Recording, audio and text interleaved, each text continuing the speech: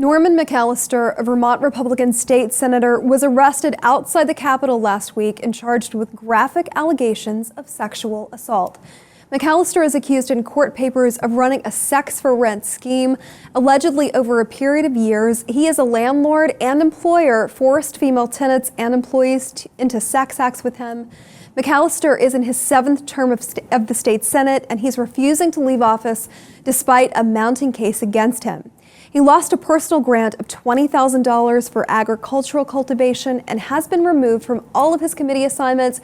However, he will not leave his Senate seat. This man, Nick, he's not leaving. He's staying put. This is his seat, no matter what the charges are against him, and they're heinous.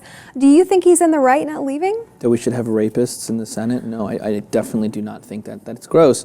But definitely, it's surprising every time we hear stories like this. And you know what's shocking, though? How much corruption, gross things go on in the government in a progressive country like the U.S. You'd be surprised to know. I mean, it wasn't long ago that we talked about a Republican senator staffer for Thad Cochran who was pushing Chinese meth and selling it for sexual favors. And it's just like, wait, what? This is happening in the U.S.? That's unbelievable. It's gross.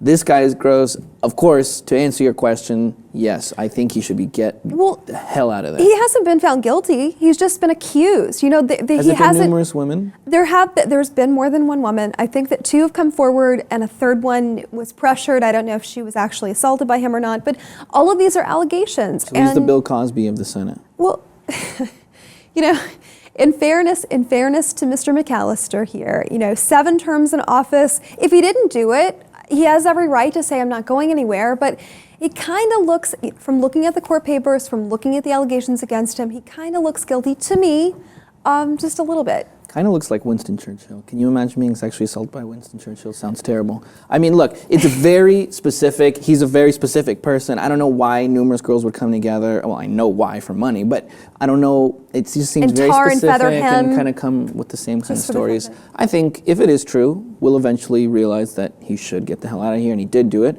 If it's not true, I don't know, I trust the judicial system most of the time in this country. I think we'll figure out the truth. Well, his attorney did release a statement on the courthouse steps, you know, saying, don't rush to judgment about my client. Please keep an open mind. But if these allegations are true, a sex for rent scheme, I mean, how do you force someone to have sex for rent? I mean, that's over a year's period. This is a man who's married. He does have children, and it's a pretty serious offense to be accused of. Yeah, exploiting some helpless young girl who can't pay her rent. I mean, it's terrible. That is pretty terrible. It's very desperate, too. Yeah, pretty desperate.